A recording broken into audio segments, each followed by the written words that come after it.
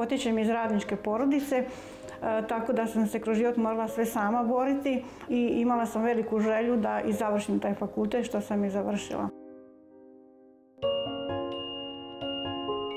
Nakon toga sam se udala, gdje sam imala jedan težak život, pa sam se rastala u 40. godini i od tada počinju svi moji problemi.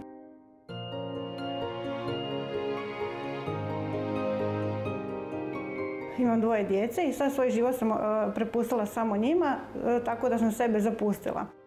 Ljubica iz Slavonskog Broda nije jedini ovakav slučaj. Mnogo ljudi koji zbog financijske situacije, ali i teških životnih okolnosti, zdravlje svoje usne šupljine potpuno zanemare. Dentalni centar Štimac organizirao je humanitarni makeover i ljudima s ovakvom problematikom pokazao svjetlo na kraju tunela. Primili smo takva pisma.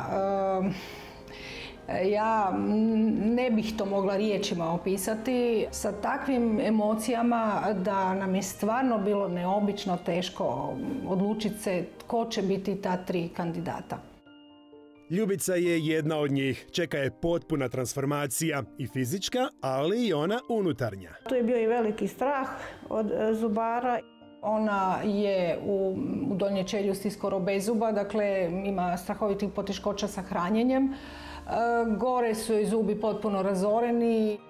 Ja gledam preko naočala, znači da mi osoba slučajno ne bi vidjela usnu šupljinu, tako da je to jedna velika nelagoda, gubitak samopoštovanja.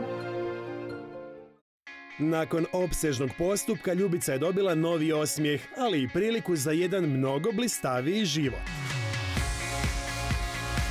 Pa ne mogu vjerovati da sam to ja. Ista duša, isti mozak, a druga glava.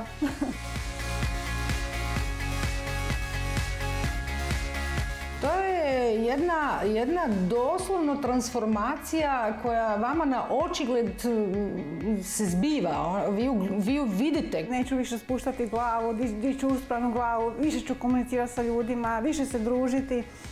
Napokon ću moći pokazati taj svoj osmijeh koji sam dobila nakon 10 godina.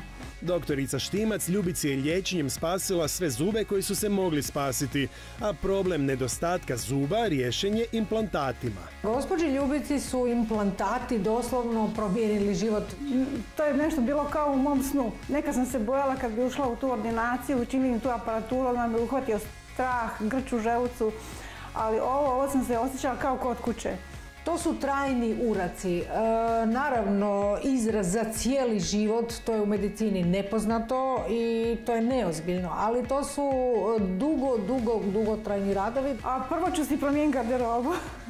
Kako se ne biste doveli u nezavidnu situaciju poput Ljubice, nemojte zanemariti 2 osnovna savjeta. Održavati higijenu i dolaziti barem jedanput godišnje kod stomatologa. Samo tako malo.